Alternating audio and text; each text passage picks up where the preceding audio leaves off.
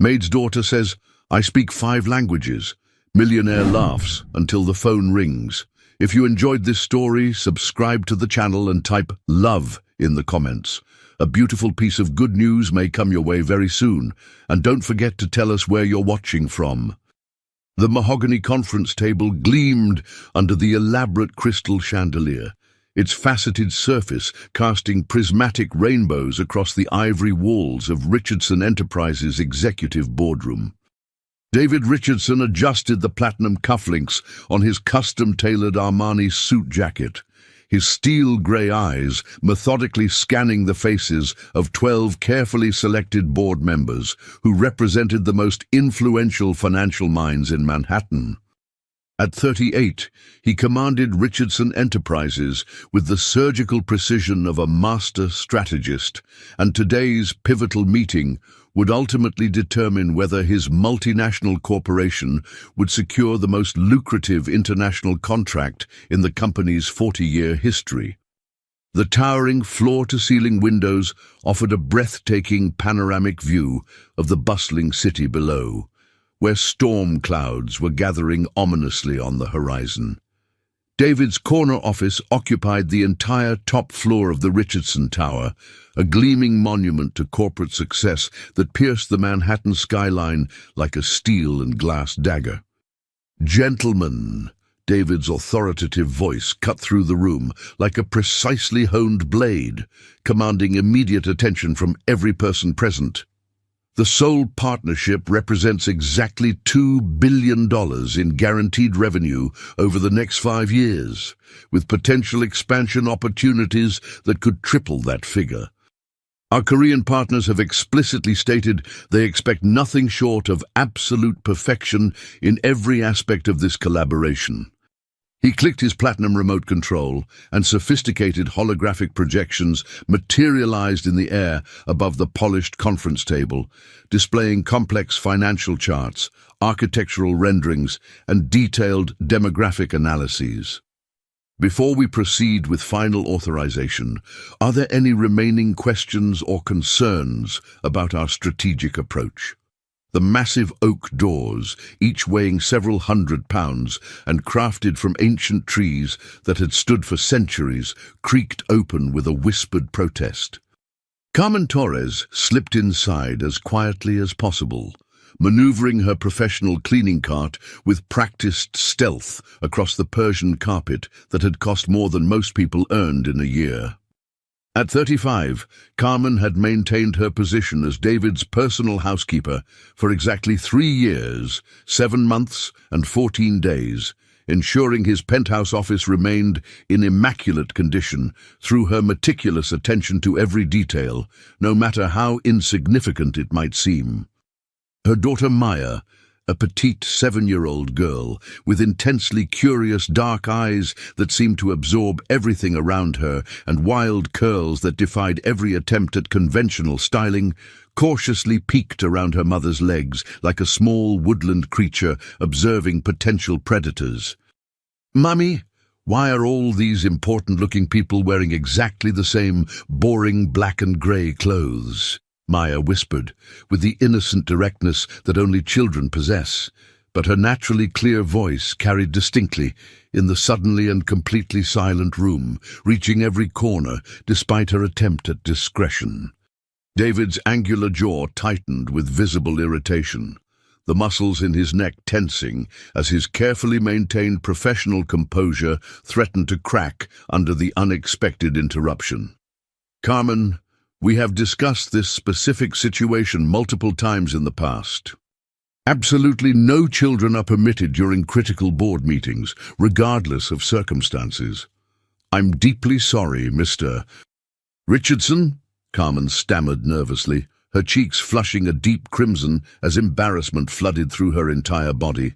"Maya's regular daycare facility closed unexpectedly early this afternoon because of the severe weather warnings, and I couldn't find alternative arrangements on such short notice.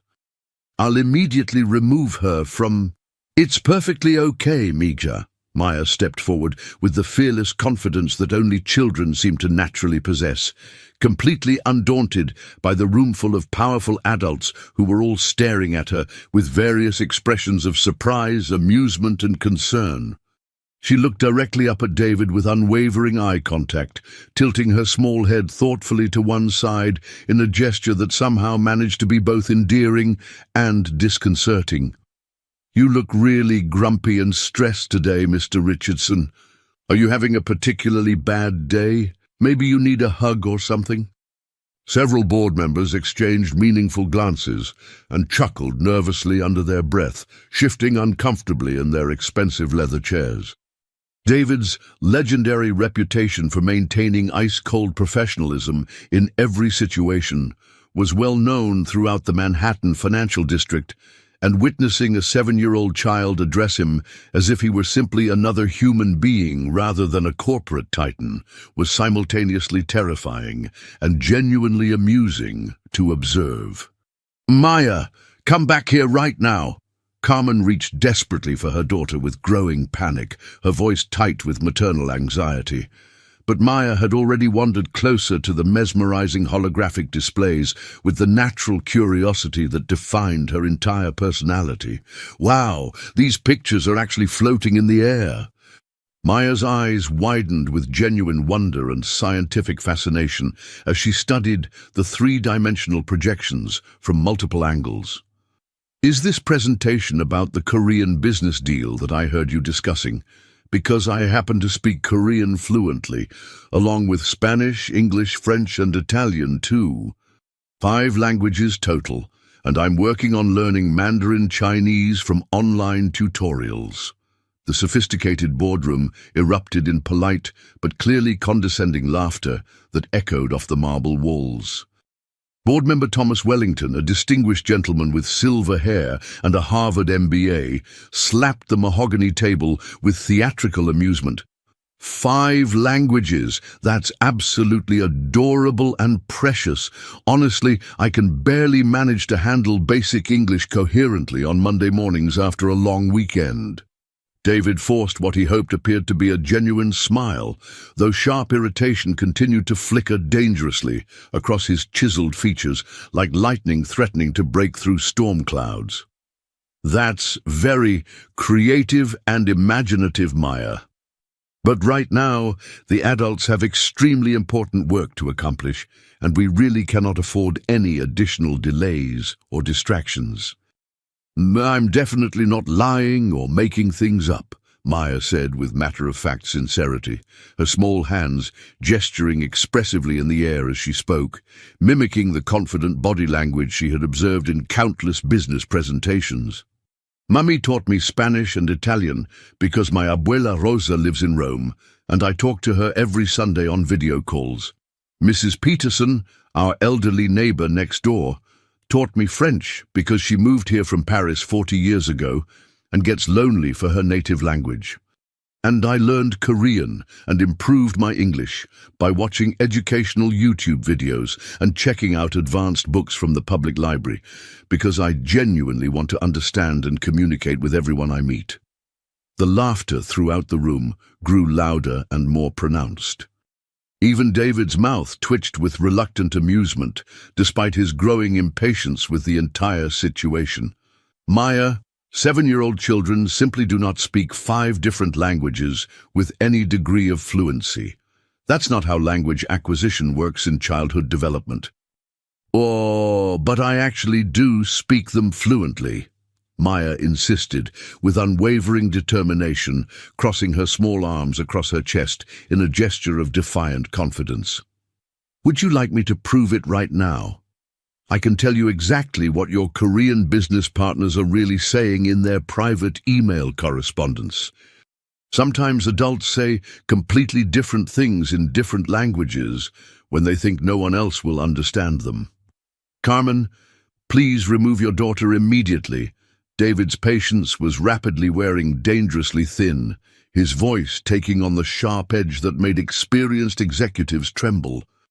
This was arguably the most crucial meeting of his entire professional career, and he desperately needed to maintain absolute authority and control over every aspect of the situation.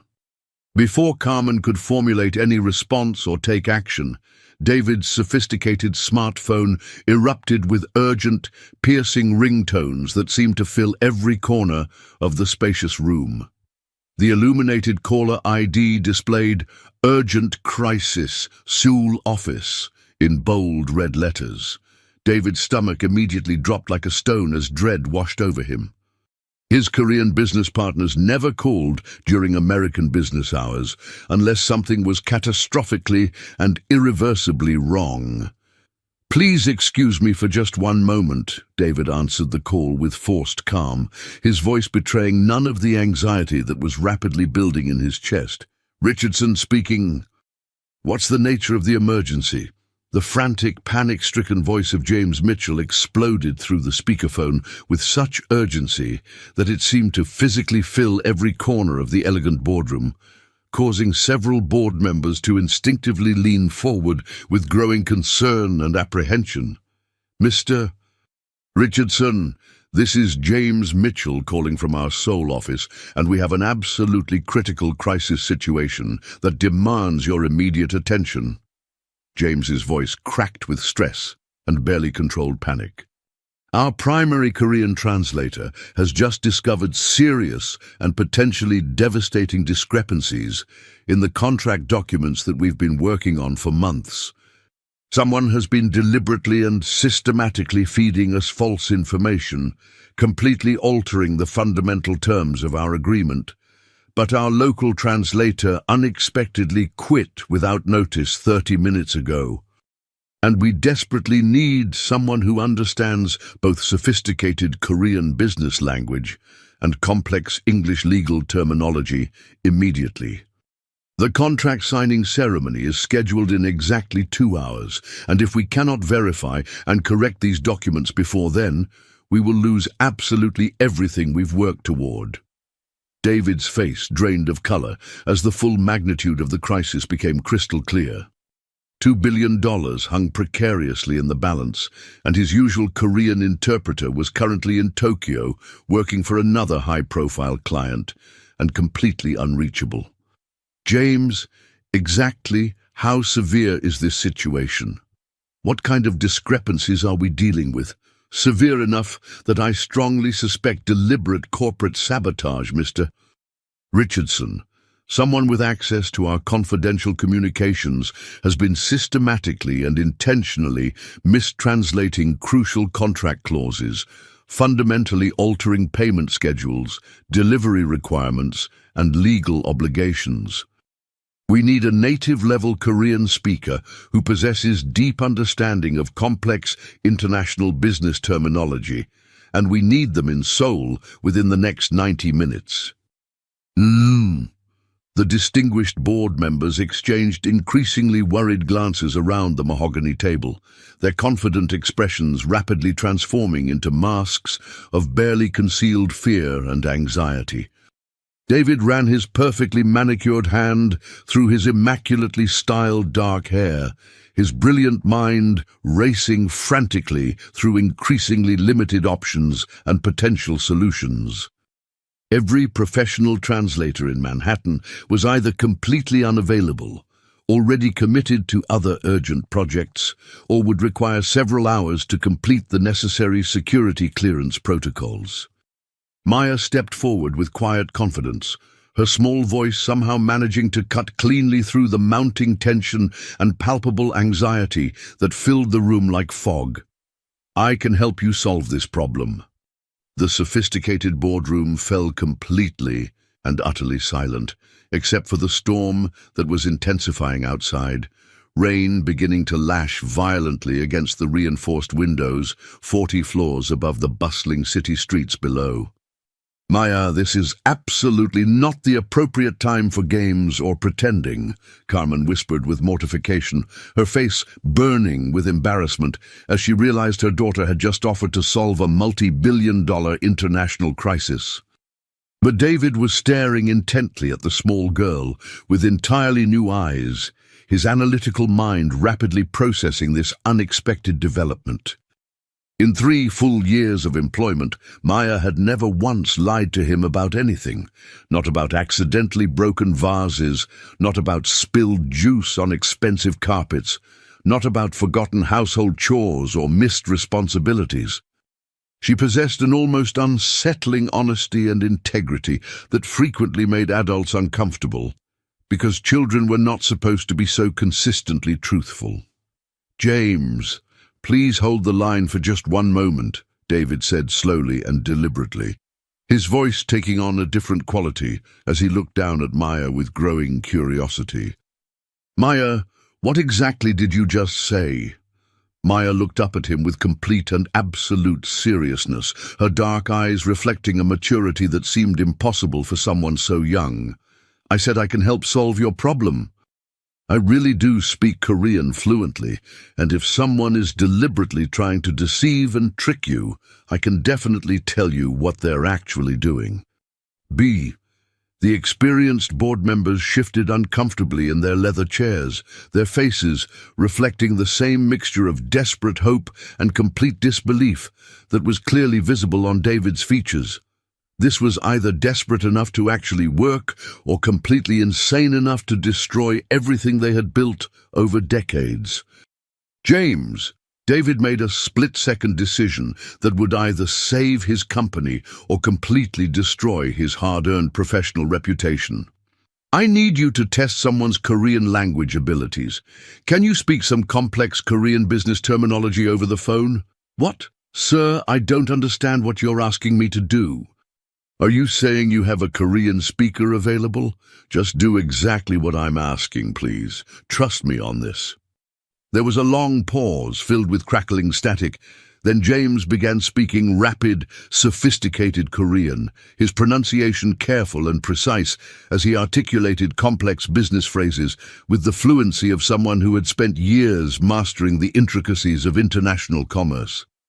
The elaborate business terminology flowed through the high-quality speakerphone system, filling the silent boardroom with urgent foreign syllables that carried the weight of billions of dollars in potential consequences. Maya listened with intense concentration, her 7-year-old face scrunched in focused attention as she processed every nuance of pronunciation, grammar, and context. When James finished his comprehensive test, she stepped closer to the sophisticated communication system with growing confidence. The man speaking Korean said that the contract has serious problems with the payment schedules and delivery timelines. Maya began, her voice clear, confident, and remarkably composed for someone her age. "Someone has deliberately changed critical words to make it appear that your company has to pay the entire amount up front, but the Korean company doesn't have to deliver the promised services until much later in the timeline. That's completely unfair to everyone involved, and it's definitely not what you originally agreed to in your preliminary negotiations." The room went absolutely silent, except for the sound of David's heart hammering against his ribs like a trapped bird desperate for escape. James Mitchell's shocked and disbelieving voice came through the speaker with crystal clarity. How could she possibly know that? "I've been struggling to explain this exact problem in English for 20 minutes, and she just summarized the entire situation perfectly in terms that make complete sense." Maya wasn't finished with her analysis. "Also, the person who's been translating documents for your business relationship, they've deliberately changed some important numbers and financial figures. In Korean, the contract specifically states that your company pays additional fees and penalties that aren't mentioned anywhere in the English version. Someone is systematically trying to steal money from both sides of this partnership." David sank heavily into his leather chair, staring at Maya with something that could only be described as pure awe and amazement. Thomas Wellington was gripping the edge of the conference table so tightly that his knuckles had turned completely white with tension. "Maya," David said carefully, his voice barely above a whisper, How do you possibly know all of this complicated information? Maya shrugged with the casual indifference that only children could manage when discussing something they found perfectly natural, as if analyzing complex international business fraud was a completely normal Tuesday afternoon activity. I watch the Korean Business News channel with Mrs. Kim at the public library every Wednesday after school. She teaches me all the difficult words and complicated phrases because I ask lots of questions about everything, and I read books about how international companies work because Mommy says understanding money and business is important for my future success. Carmen stood frozen by the heavy oak doors, her face cycling rapidly through shock, overwhelming pride, and absolute terror as she watched her 7-year-old daughter casually discuss international corporate fraud with the confidence of a seasoned business analyst. In 3 full years of working for David Richardson, maintaining his penthouse office and managing his personal affairs, she had never once mentioned Maya's extraordinary intellectual abilities. She had been far too afraid of seeming presumptuous or overreaching, too worried about their fragile financial stability and their precarious position in David's carefully ordered world. "James," David said, his voice growing stronger and more authoritative with each word, "I want you to put Maya on a secure video conference call immediately. I want our Korean partners to hear this analysis directly from the source, without any possibility of miscommunication or misunderstanding." Within just a few minutes, David's massive wall-mounted screen came alive with the crystal-clear image of a modern Seoul conference room where 5 impeccably dressed Korean executives sat around a polished table, their faces displaying obvious tension and worry about the crisis that threatened to destroy months of careful negotiations. When they saw Maya, a small child sitting in David's enormous leather chair that completely dwarfed her tiny frame, their expressions shifted dramatically to visible confusion and barely concealed skepticism. Maya bowed politely in the traditional Korean manner, demonstrating perfect cultural awareness and respect, then began speaking fluent Korean with pronunciation so natural and sophisticated that David literally couldn't believe what he was hearing. Her voice carried the subtle tonal variations and cultural nuances that typically took years of intensive study to master.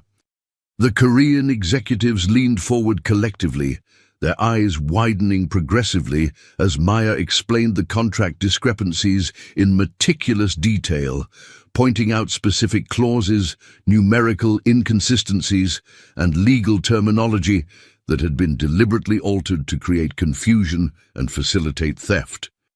The eldest Korean partner, a distinguished gentleman with silver hair and intelligent eyes that spoke of decades of business experience, responded rapidly in Korean, his tone reflecting both surprise and growing respect.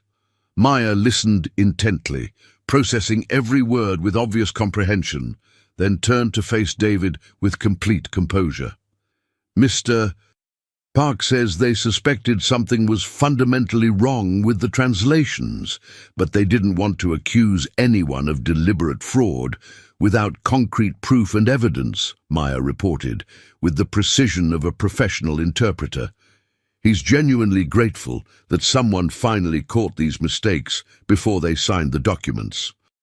He also says, Maya paused, looking slightly embarrassed by the compliment. He says, "I speak Korean significantly better than most American business people he's encountered in 30 years of international commerce." All the Korean executives were nodding enthusiastically among themselves, speaking in rapid, excited Korean, while gesturing toward the screen with obvious approval and amazement. Maya translated simultaneously, her small voice carrying the weight of international diplomacy. "They're saying they want to completely restart the negotiations with honest, trustworthy translators who have no hidden agenda. Mr. Park's daughter is a respected lawyer in Seoul, and she can help ensure that everything is completely fair and transparent for everyone involved." David felt a strange mixture of powerful emotions that he couldn't immediately identify or understand. Relief, certainly, as the immediate crisis seemed to be resolving in their favor. Amazement, absolutely, as he witnessed capabilities in Maya that defied everything he thought he knew about child development. But something else was stirring deep in his chest, a feeling he hadn't experienced in many years, something warm and unfamiliar that made his throat tighten with unexpected emotion. "Maya," he said softly, his voice carrying genuine gratitude and respect, "you have just saved my company from complete financial destruction." Maya beamed with innocent pleasure at the praise, but then her expression grew serious and contemplative in the way that suggested she was processing information on multiple levels simultaneously. "Mr. Richardson, there's something else important that you need to know. The person who was deliberately changing the translations and stealing money. I think I know exactly who it is." The room went silent again, the weight of potential revelation hanging in the air like a physical presence. David leaned forward with intense focus and growing dread. "What do you mean by that, Maya?" "When Mummy cleans your office every evening, sometimes I help organize papers and files to make her job easier," Maya began, her voice taking on the matter-of-fact tone she used when explaining something perfectly obvious. "I've seen multiple emails from someone named Patricia Manning over the past several weeks. She sends secret messages in Korean to a company that isn't the same as Mr. Park's legitimate business, and she uses specific words and phrases that mean she's receiving money in exchange for creating these problems and causing confusion." David's blood ran cold as the implications of Maya's words sank in with devastating clarity. Patricia Manning was his head of international acquisitions. She had complete and unrestricted access to all Korean correspondence, was responsible for vetting and approving all translators, and possessed the authority to make changes to contract documents without immediate oversight.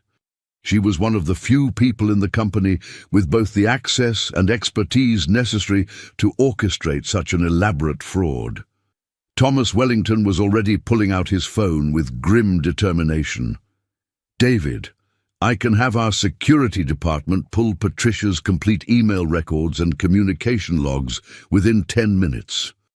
Today it is," but David wasn't listening to Thomas or anyone else in the room. He was staring at Maya, this remarkable 7-year-old girl who had just exposed a multi-million-dollar conspiracy that could have destroyed everything he'd spent 2 decades building. The weight of what had almost happened and what she had prevented was slowly settling over him like a heavy blanket. "Maya," he said quietly, his voice barely above a whisper, "how long have you known about Patricia's suspicious activities?" Maya looked down at her feet, suddenly displaying the shy uncertainty that was more typical of her age, her confidence wavering for the first time since entering the boardroom. "A few weeks now, maybe a month. But Mommy always says I shouldn't bother important people with things that aren't really my business or responsibility. I was planning to tell you eventually, but..." She glanced nervously at Carmen, who looked like she might faint from the combination of pride, fear, and overwhelming responsibility. David stood up slowly, walked deliberately around the massive conference table, and knelt down carefully to Maya's eye level, bringing himself to her physical height for the first time in their 3-year acquaintance. For the first time in many years, his carefully maintained corporate mask slipped completely away, revealing the human being underneath all the success and authority. "Maya," he said with absolute sincerity, "you are the smartest, most observant person in this room, full of supposedly intelligent adults. And what you accomplished today, catching this fraud, preventing this disaster, saving this company, it was very much your business and your responsibility. Thank you for having the courage to speak up when it mattered most." Maya's face lit up with the purest, most genuine smile David had ever witnessed in his adult life, an expression of joy so authentic that it seemed to illuminate the entire room. "You're welcome. Can I help with more business problems in the future? I really like solving complicated puzzles, and this one was really interesting once I found all the pieces." The Korean executives were still visible on screen, and Mr. Park spoke directly to Maya in fluent Korean, his tone warm and respectful. She laughed with childlike delight and responded enthusiastically, then turned back to David with obvious excitement. "He wants to know if you'll bring me to Seoul when you sign the corrected contract next week," Maya reported with growing enthusiasm. "He says his granddaughter is 8 years old and speaks 3 languages, and he thinks they should definitely be friends and practice together." David looked around the boardroom at 12 successful, accomplished men who were all staring at a 7-year-old girl with something approaching genuine reverence and respect. Then he looked at Carmen, whose eyes were filled with tears of pride, fear, and overwhelming love for her extraordinary daughter. Something fundamental and irreversible was shifting in David Richardson's carefully controlled world, cracking open walls he'd built so long ago that he'd forgotten they existed. For the first time in his adult life, he wasn't thinking about profit margins, board meetings, corporate strategy, or market dominance. He was thinking about how a 7-year-old girl had just changed his entire world in the span of a single afternoon, and wondering what other miracles he might have been missing while he was too busy being successful to notice the magic happening right in front of him. 23 minutes later, the Richardson Tower's expansive marble lobby filled with the measured, purposeful footsteps of federal agents, their crisp black suits and intensely serious expressions causing a noticeable stir among the usual sophisticated flow of executives, investors, and international visitors who frequented the building's prestigious address. Agent Sarah Chen, a sharp-eyed woman in her early 40s with an MBA from Wharton Business School and 15 years of specialized white-collar crime investigation experience, led the coordinated team with quiet, commanding authority that immediately commanded respect from everyone who crossed her path. David had strategically moved the entire critical meeting to his private conference room, a space normally reserved for only the most confidential and sensitive corporate discussions. Maya sat cross-legged on the imported Italian marble floor, completely surrounded by carefully sorted stacks of printed emails, financial documents, and evidence materials, methodically organizing everything with the systematic approach and attention to detail of a seasoned criminal investigator who had spent years perfecting their analytical techniques. Carmen hovered nearby with obvious maternal anxiety, still struggling to process the surreal reality that her 7-year-old daughter had somehow become the central figure in a major federal investigation that could determine the fate of a multi-billion-dollar corporation and potentially expose an international criminal conspiracy. "Mr. Richardson," Agent Chen extended her hand with professional courtesy and measured formality. "I understand we have a very unusual and unprecedented situation developing here. Where exactly is our key witness who reportedly uncovered this fraud network?" Maya looked up from her meticulous paper sorting, a rebellious strand of curly hair falling across her forehead as she smiled brightly at the federal agent. "Hi, Agent Chen, I'm Maya, and I'm really glad you're here to help catch the bad people. I organized all the suspicious emails chronologically by date and systematically by language, so you can see exactly how Patricia's lies got bigger and more complicated over time." Agent Chen blinked several times, clearly struggling to reconcile the serious professional phone conversation she'd had earlier with the small child who was now confidently offering her a stack of meticulously organized documents that represented months of sophisticated investigative work. Maya, I need to ask you some very important questions for our official investigation, Agent Chen said, pulling out a digital recording device and setting it on the conference table. Can you tell me exactly how you first discovered Patricia Manning's fraudulent activities and walk me through your investigative process step by step? Maya stood up gracefully, brushing imaginary dust off her bright yellow dress with the careful attention to appearance that she had learned from watching professional adults, and approached Agent Chen with the same unshakable confidence she had demonstrated with David earlier in the day. It started approximately 6 weeks ago, Maya began, with the precision of someone providing official testimony, when I was helping Mammy organize Mr. Richardson's extensive filing cabinets during our regular after-hours cleaning routine. I noticed that Patricia's emails followed strange and inconsistent patterns that didn't make logical sense. She would send detailed messages in English to Korean business partners, but then send completely different messages in Korean to the same exact people, saying things that directly contradicted her English communications. Agent Chen activated her recorder and leaned forward with growing interest. Maya, I'm going to record our conversation for official purposes, okay? Can you explain more specifically what you mean by opposite things in these communications? Absolutely. Maya's face lit up with the genuine enthusiasm of someone discussing their favorite intellectual challenge.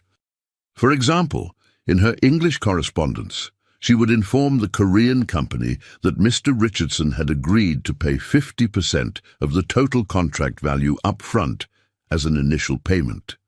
But in her Korean messages to the same executives, she would claim that he had actually agreed to pay 70% up front, and that the extra 20% difference would be transferred to a secret offshore account that belonged exclusively to her.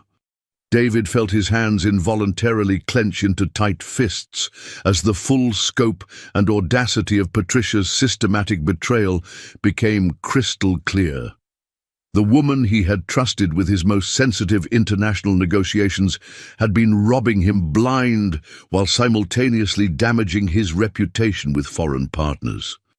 Maya, exactly how many of these financial discrepancies did you identify during your investigation? David asked, his voice tight with controlled anger. Maya walked purposefully to a large whiteboard that David typically kept for strategic planning sessions and picked up a black marker with artistic flair. With surprising creative skill and mathematical precision, she began drawing an elaborate flowchart that showed complex money movements between different international accounts, shell companies, and fraudulent financial institutions across multiple countries.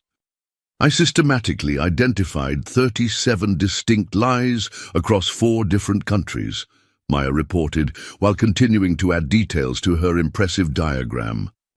Patricia was stealing money from everyone involved in these deals.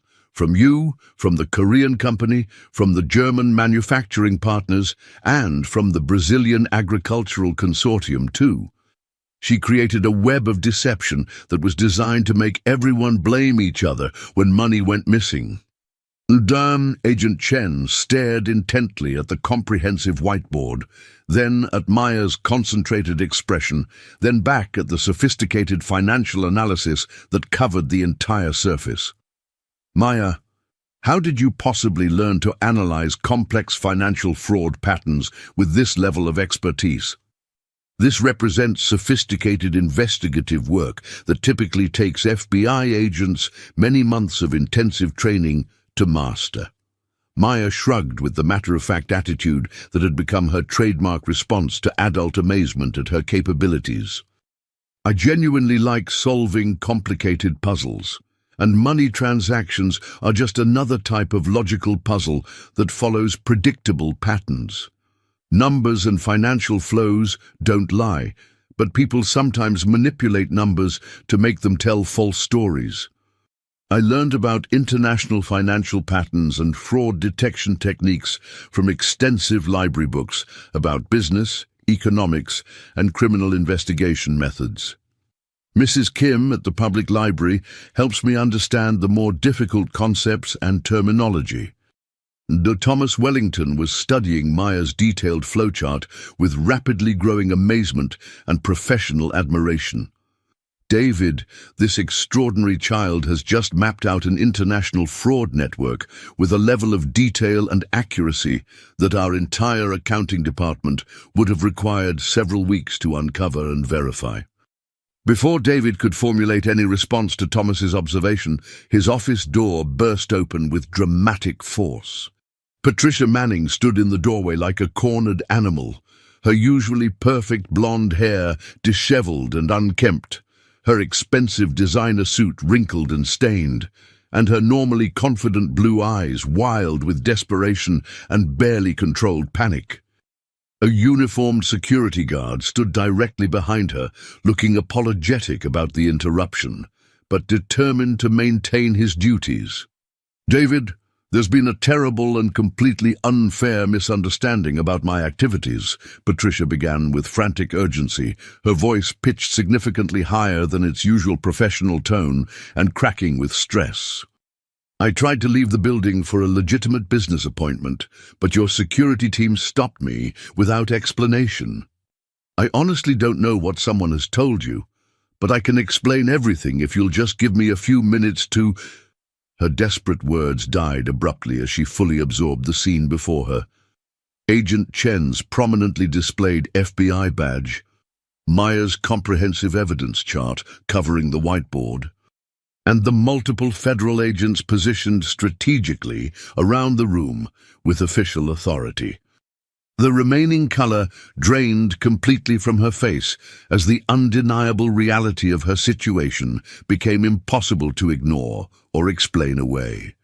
"Patricia Manning," Agent Chen said with calm, professional authority, "you are under arrest for wire fraud, money laundering, conspiracy to commit international financial crimes, and violation of multiple federal banking regulations.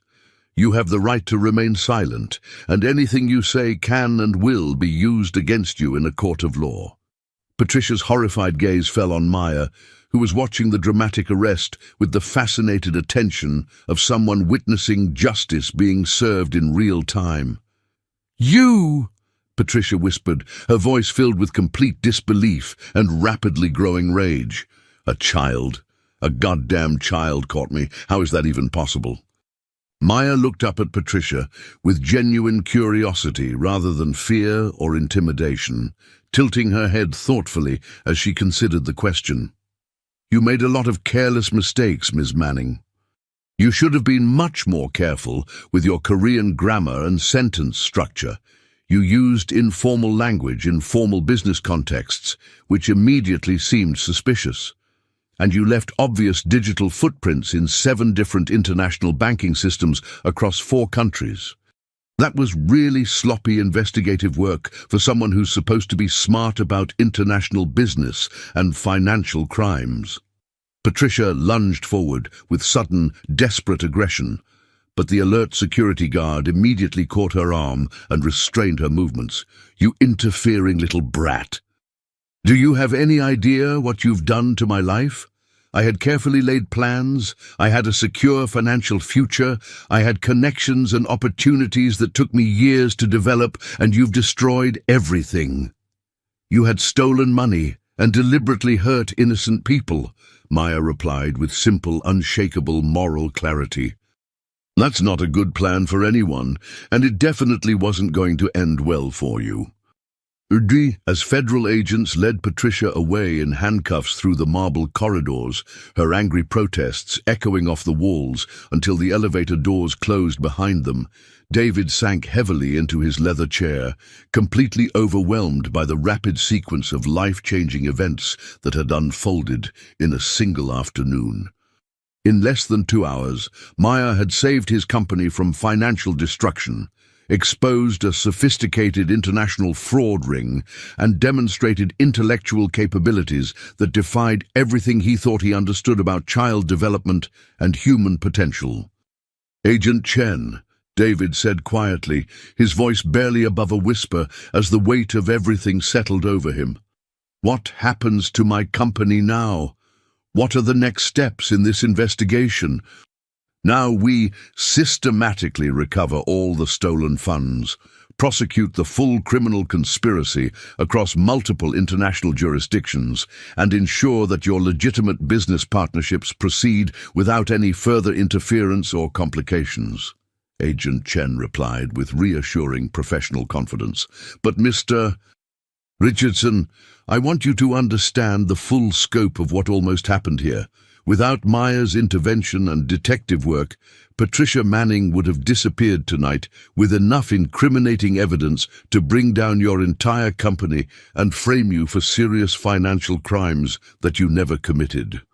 Maya was already back at the whiteboard, adding new connections and relationships to her comprehensive fraud diagram with the focused concentration of a professional analyst. Agent Chen, there's something else really important you need to know. Patricia wasn't working alone in this criminal conspiracy. She has a primary partner in Switzerland who helps hide and launder the stolen money through offshore accounts, and another co-conspirator in Seoul who systematically changes official documents after they're signed by legitimate parties. Do you want me to show you exactly how their network operates? 6 hours later, as the intense storm outside finally began to subside and the first brilliant evening stars appeared through the clearing clouds that had dominated the Manhattan skyline all day, David found himself in a position he never could have imagined even in his wildest dreams, sitting comfortably on his expensive office floor, sharing authentic Chinese takeout with Carmen and Maya, while federal agents worked efficiently around them, systematically dismantling one of the largest and most sophisticated international fraud networks in recent criminal history. Maya had her sleek silver laptop open, a sophisticated device that David had never seen her use before and couldn't remember her having access to, typing rapidly with remarkable speed while seamlessly switching between Korean, English, German and French phone conversations with law enforcement agencies across 3 different continents. Her extraordinary ability to coordinate complex international investigations while maintaining the cheerful, optimistic demeanor of a typical 7-year-old child was nothing short of absolutely extraordinary and constantly amazing to witness. "Maya," David said between thoughtful bites of lo mein noodles, "where exactly did you get that expensive laptop, and how long have you been using it for investigative work?" Carmen and Maya exchanged a quick, meaningful glance that David definitely didn't miss, a moment of silent communication that suggested they were sharing information he wasn't privy to. Carmen carefully set down her chopsticks, her expression growing noticeably serious and slightly nervous as she prepared to reveal something significant. "Mr. Richardson," Carmen began with obvious caution and measured words, "there are some important things about Maya that I haven't told you over the past 3 years. Things I was genuinely afraid to share because I didn't want you to think I was deliberately taking advantage of your kindness or trying to manipulate our employment situation for personal gain." David felt a familiar, uncomfortable tightening in his chest, the same unsettling sensation he'd experienced when Patricia's betrayal was first revealed earlier in the day. "What kind of things are you referring to, Carmen?" Maya closed her laptop with a decisive click and looked directly at David with those remarkably perceptive dark eyes that seemed to see straight through to his soul. "Mommy's really scared to tell you the complete truth because she thinks you'll get angry and fire her immediately. But I think you should know everything, especially after everything that happened today and how much we've all been through together." "Maya, please don't." Carmen started with obvious distress, but Maya held up her small hand with surprising authority. "It's okay, Mummy. Mr. Richardson deserves to know the truth about us." Maya turned back to David with complete seriousness. "My real name isn't Maya Torres, like you've always believed. It's actually Maya Chen Torres, And Carmen isn't just my mother, she's also Dr. Carmen Torres, who has a doctorate degree in international business and advanced linguistics from Columbia University, along with 2 master's degrees in economics and political science. David's chopsticks clattered loudly to the marble floor as the implications of this revelation hit him like a physical blow. "What did you just say?" Carmen's face flushed with deep shame and fear as years of carefully maintained deception finally crumbled. "David, please let me explain the situation completely. When I applied for the housekeeper position exactly 3 years ago, I was absolutely desperate and had no other options. My husband had died unexpectedly in a car accident. I had no savings or financial resources, and Maya needed immediate stability and specialized care. I couldn't find appropriate work in my professional field because I didn't have the right connections, networking relationships, or employment references in America. The housekeeper job paid just enough to keep us safely housed and properly fed, and you seemed fundamentally kind, even if you were emotionally distant and professionally focused. You've been cleaning my office and organizing my personal affairs for 3 full years, David said slowly, his voice filled with growing shock and disbelief. "When you're actually qualified to run sophisticated international business operations and manage complex corporate strategies. I have 2 master's degrees and a PhD from prestigious universities," Carmen admitted quietly, her voice barely above a whisper. "But advanced degrees don't pay rent or put food on the table when you're an immigrant widow with a profoundly gifted child who needs special educational resources, medical monitoring, and social therapy that costs significantly more than most people earn in an entire year." Maya reached over and squeezed her mother's hand with gentle reassurance, her small fingers intertwining with Carmen's in a gesture of unconditional love and support. "Mommy sacrificed absolutely everything for me and my special needs. She could have taken a high-paying corporate job in another city with better opportunities, but she deliberately stayed here because the public library has the best language learning programs in the region, and Mrs. Kim volunteers her time to help kids like me who need extra intellectual stimulation." David stared at Carmen with growing horror and understanding as the full scope of her sacrifice became clear. "Kids like you? Maya, what exactly are you saying about yourself?" Maya took a deep, thoughtful breath, her 7-year-old face reflecting a level of maturity and self-awareness that seemed impossible for someone her age. "Mr. Richardson, I'm what child psychologists and educational specialists call profoundly gifted. My IQ tested at 187 when I was 5 years old, which puts me in the top 0.01% of the global population. I don't just speak 5 languages like I told you earlier. I actually speak 8 languages fluently and can read competently in 12 different languages. I understand complex mathematics at a college level, international law principles, computer programming languages, and sophisticated financial systems because my brain processes and connects information in ways that are fundamentally different from most people." The conference room fell completely and utterly silent, except for the distant sounds of federal agents working methodically in the outer office spaces, their voices carrying the serious tone of professionals dismantling a major criminal operation.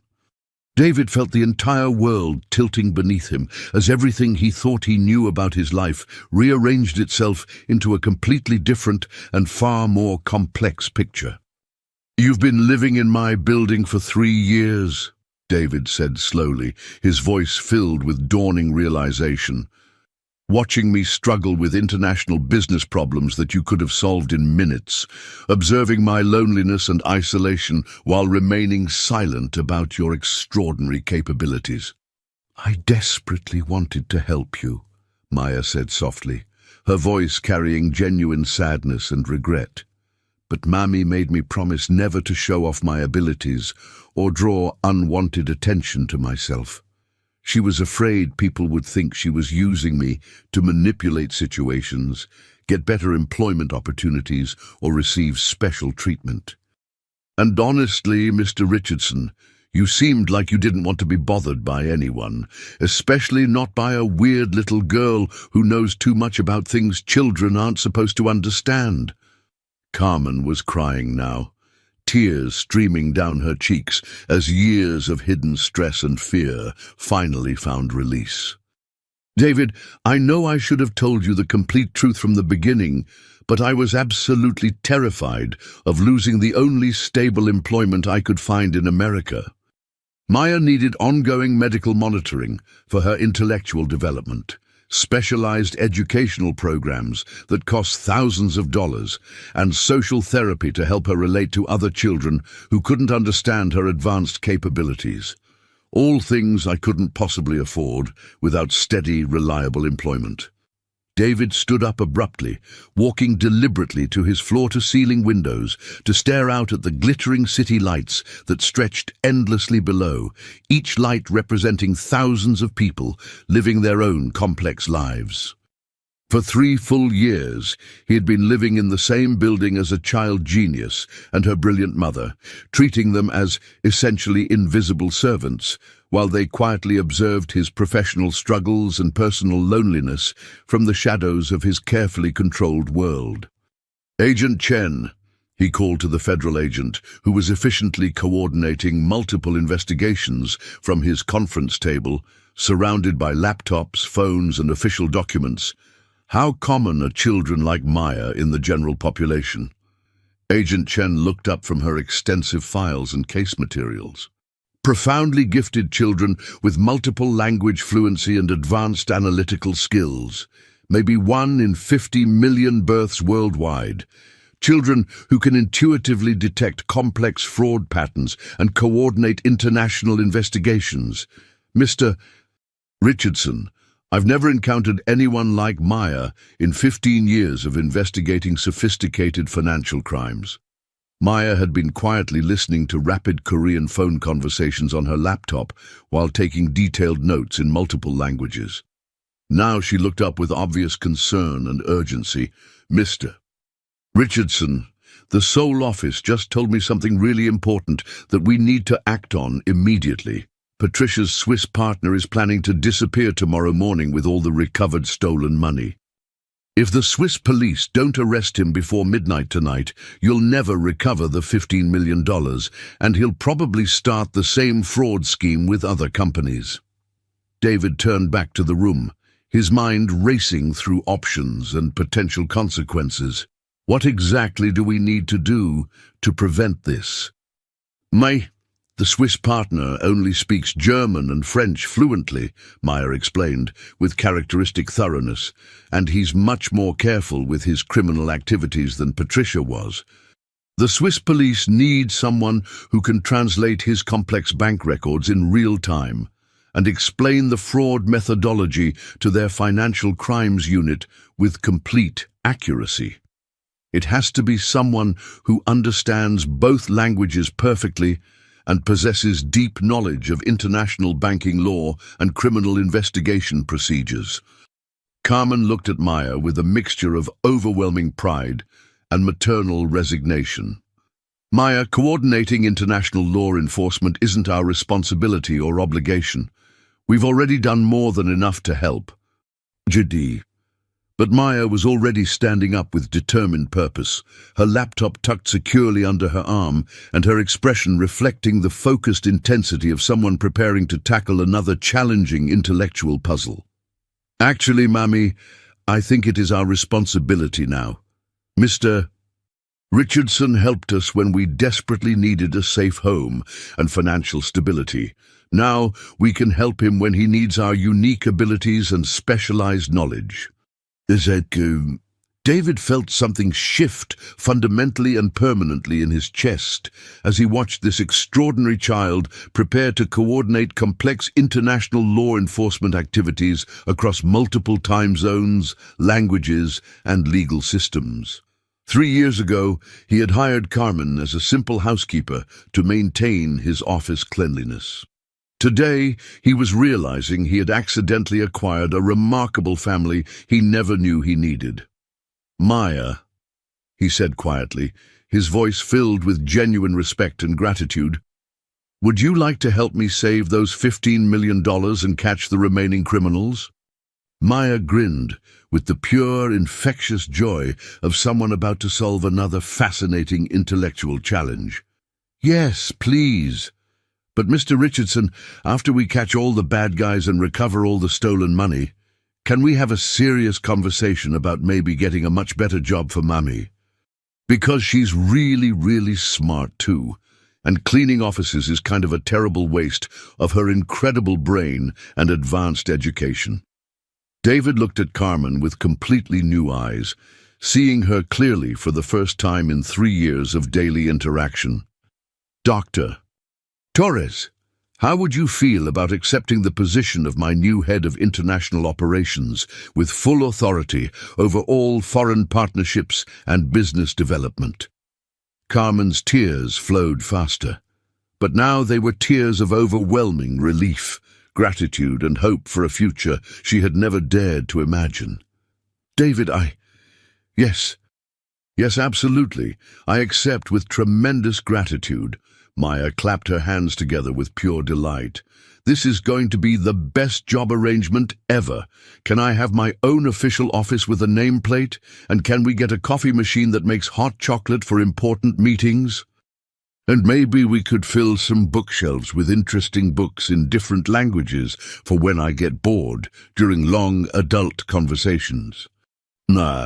As Maya began confidently coordinating with Swiss authorities in fluent German and French, her small voice carrying the authority of someone who had earned respect through demonstrated competence, David realized that his carefully ordered corporate world was about to become far more complicated, far more interesting, and infinitely more rewarding than he had ever imagined possible. 3 months later, David stood in the exact same boardroom where everything had changed, but the space felt entirely different now, transformed by purpose and human connection rather than cold corporate efficiency. The walls displayed framed photographs from the successful Seoul contract signing, where Maya had served as the youngest official interpreter in recorded international business history, charming Korean executives while facilitating billion-dollar agreements with remarkable competence. A small but professionally equipped desk sat in the corner, Maya's official workspace, complete with her own engraved nameplate reading Maya Chen Torres, Junior International Relations Consultant, and a collection of books in 12 different languages that she referenced during meetings with increasing frequency. Dr. Carmen Torres, now impeccably dressed in a tailored business suit that properly reflected her true professional status and academic achievements, was presenting detailed quarterly reports to the attentive board with the expertise and confidence that had been hidden beneath her housekeeper's uniform for 3 long, difficult years. Her transformation had been remarkable to witness, but David knew the most significant transformation had been his own emotional and psychological evolution. The Seoul partnership has exceeded all projected revenues by 37%, Carmen reported to the board members, who now treated her with the respect and admiration she had always deserved.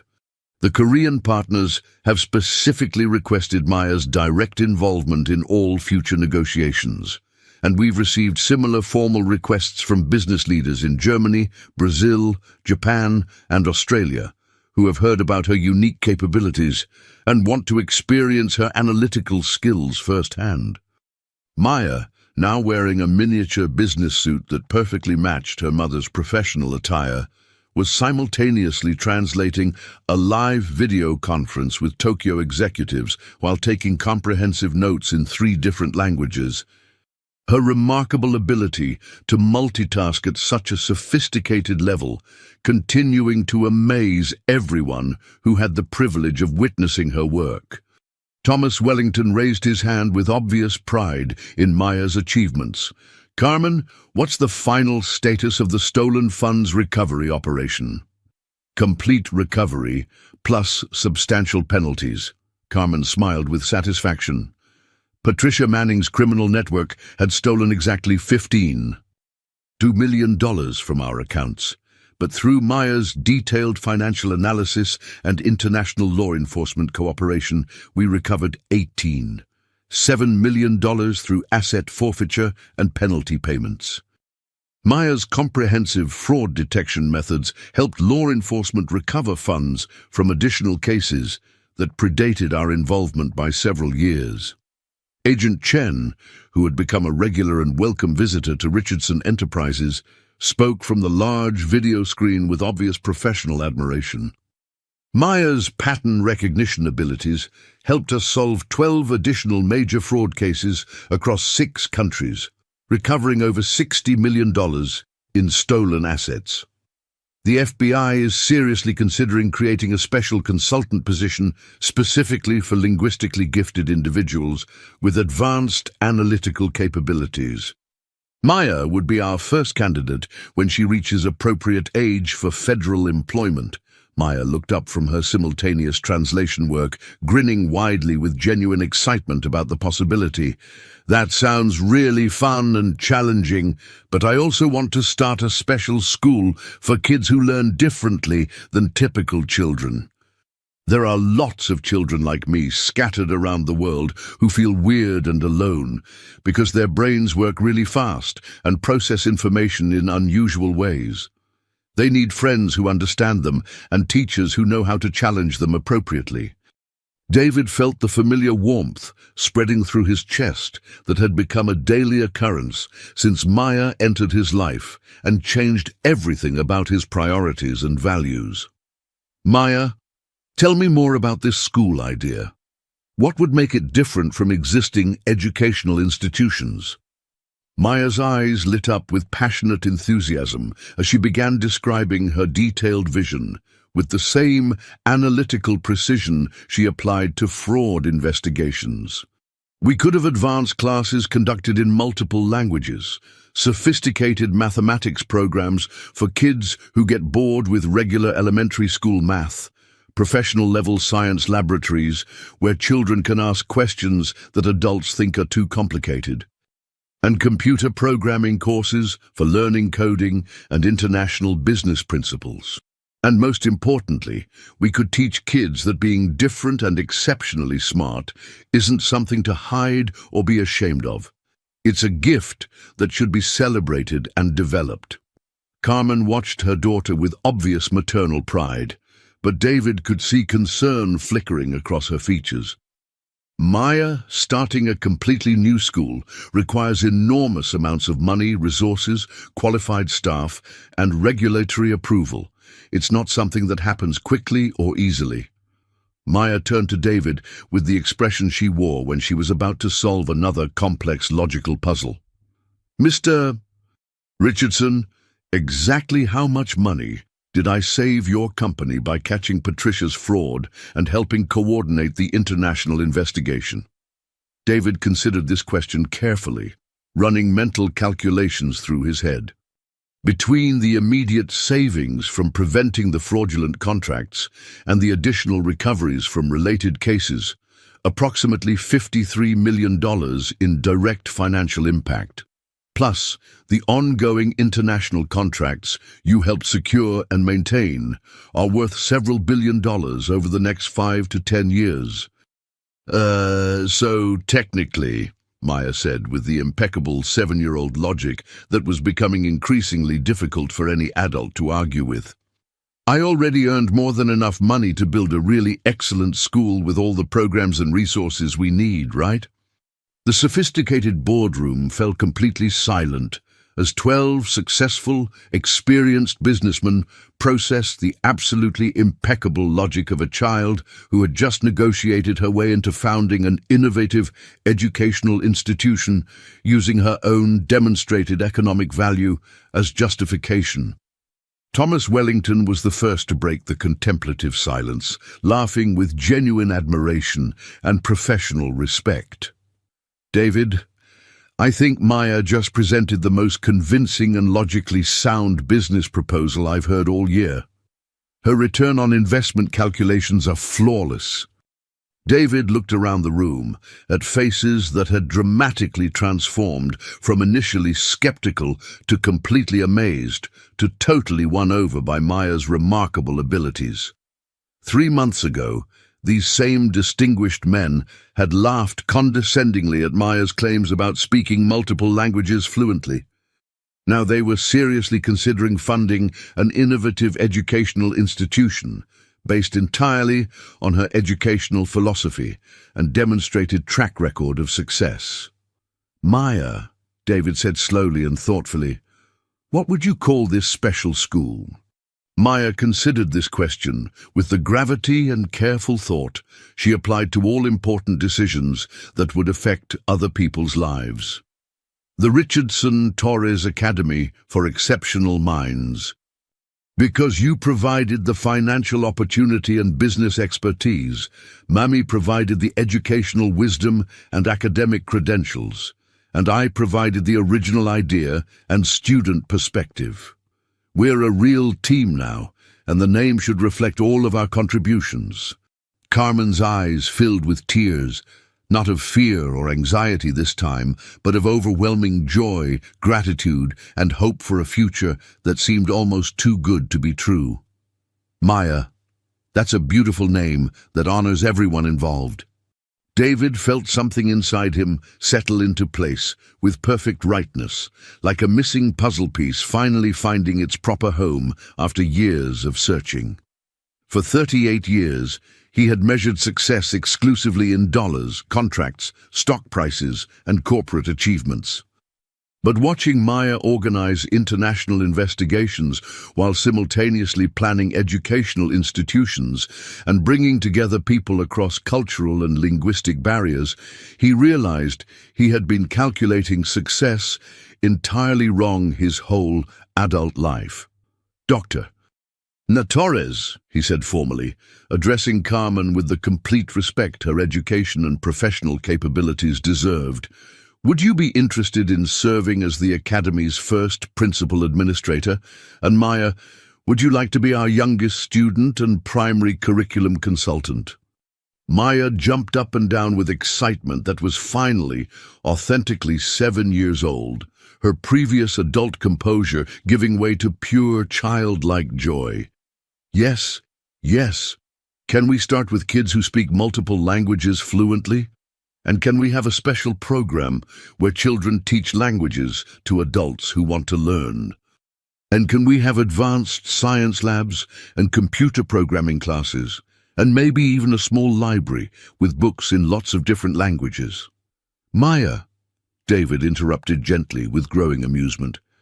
We can do whatever you think will help children reach their full potential and feel proud of their unique abilities. Maya stopped bouncing and looked at David with sudden touching seriousness. Mr. Richardson, there's one more really important thing I want to ask you, but I don't know if it's appropriate. What's that, Maya? Would you like to be my honorary grandfather? Maya asked with touching vulnerability. Because you don't have children of your own, and I don't have a grandfather in America, and I think we could be really good family for each other. You could teach me about business, and I could teach you about having fun and not being lonely all the time. David felt his throat tighten with overwhelming emotion as he knelt down to Maya's level one final time, bringing himself to her physical height and looking directly into her remarkable eyes. Maya, I would be deeply honored to be your honorary grandfather, and I think you're absolutely right. We make a pretty extraordinary team. And as Maya threw her small arms around his neck in an enthusiastic hug that seemed to pour 3 years of unexpressed affection into a single moment, David realized that the most valuable acquisition of his entire professional career hadn't been a billion-dollar contract, a corporate merger, or even saving his company from destruction. It had been discovering that family could appear in the most unexpected forms, that brilliance often came disguised as simplicity, and that sometimes the greatest treasures in life came wrapped in the form of interruptions to important meetings that turned out to be the most important meetings of all. 6 months later, the Richardson Torres Academy for Exceptional Minds welcomed its first class of 25 carefully selected students from around the world, each child possessing unique gifts that had previously made them feel isolated and different. Maya, now 8 years old and fluent in 10 languages, served as the student ambassador who helped other gifted children understand that being different was not just acceptable. It was extraordinary, valuable, and something to be celebrated rather than hidden. And David Richardson, billionaire CEO turned honorary grandfather, discovered that the best business decision he had ever made was choosing to listen when a 7-year-old girl offered to help solve his problems. Because sometimes the people who seem smallest possess the largest capacity to change everything, and the most important investments we make are not in companies or contracts, but in the remarkable human beings who walk into our lives, disguised as ordinary moments that transform into extraordinary opportunities for love, growth, and connection.